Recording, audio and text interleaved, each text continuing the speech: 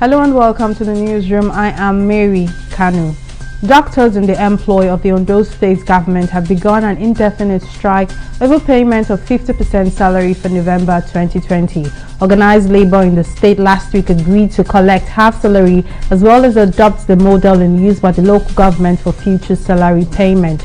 Spokesman for the OGDF, Omolayo Olubosede, says after an emergency meeting of the forum, it was agreed that doctors cannot survive on 50% salary. Olubosede also says the strike would only be called off after payment of their salary arrears, appointment of more doctors to replace those that resigned, implementation of group life insurance, among others. She, however, appealed to the residents to show understanding during the strike. The Lagos State government on Tuesday made submissions at the Federal High Court Lagos Division that the executive order restricting the use of motorcycle and tricycles is in accordance with the law. A lawyer, Olukoya Ogungbeje, had filed a fundamental human rights application before the Federal High Court Ikoyi, seeking to challenge the executive order of Governor Babajide Sanwo-Olu, which restricts the use of motorcycles and tricycles to 6 local government areas and 9 local council development areas. The Lagos State Attorney General and Commissioner for Justice Moyosare Onigbanjo, who appeared for the state government before Justice Mohammed Liman, argued his notice of objection in opposition to Ogungbeje's originating sermons. Justice Liman further reserved judgment till today, the 3rd of February 2021.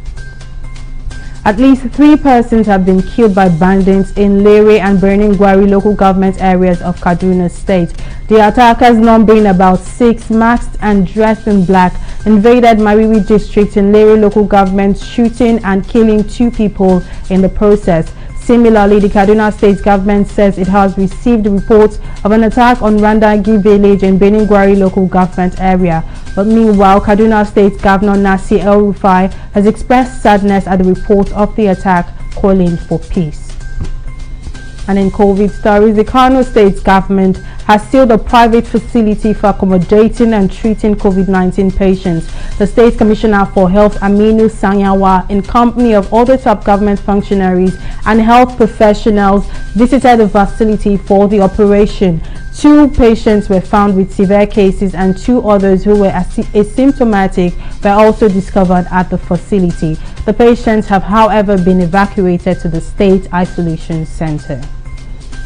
And in business, Nigeria needs to implement key reforms in order to get the economy out of the current doldrums and achieve sustainable inclusive growth. The World Bank and the chairman of the Presidential Economic Advisory Council, Doyin Salami, have said.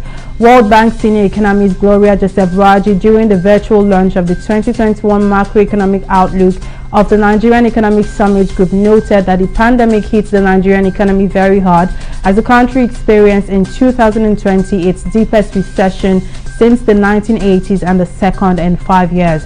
According to the World Bank, its estimates show that between 15 million and 20 million Nigerians will join the poverty rank by 2022.